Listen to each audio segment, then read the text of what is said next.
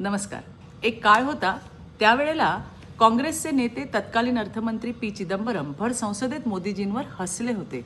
मोदीजींनी डिजिटल इंडियाचं स्वप्न संसदेत मांडलं होतं.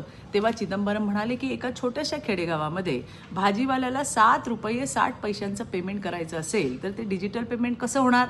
लोकांकडे मोबाईल असायला हवे, इंटरनेट असायला हवं, ते क्रेडिट कार्ड स्वॅपचं मशीन असायला हवं.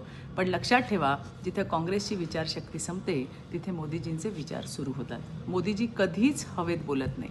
ते जेव्हा एखादं स्वप्न दाखवतात तेव्हा ते पूर्ण होतंच आणि गेली 10 वर्ष आपण हे डिजिटल इंडियाचं स्वप्न जगतोय.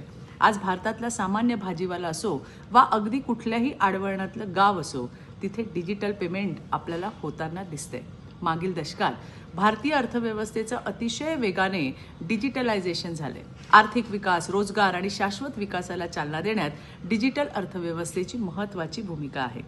स्टेट ऑफ इंडियाच्या 2014च्या डिजिटल अर्थव्यवस्था अहवालानुसार अर्थव्यवस्था निहाय डिजिटलायझेशनच्या बाबतीत भारत जगातील 3ऱ्या क्रमांकाचा देश आहे आणि UPIचा जास्तीत जास्त वैयक्तिक स्तरावर वापर करणाऱ्या 20 देशांमध्ये भारत 12व्या स्थानी आहे. भारताची डिजिटल अर्थव्यवस्था एकूण अर्थव्यवस्थेच्या तुलनेत जवळपास दुप्पट वेगाने वाढेल अशी अपेक्षा असून 2029 ते 2030 पर्यंत राष्ट्रीय उत्पन्नाच्या जवळपास 1/5 योगदान येईल.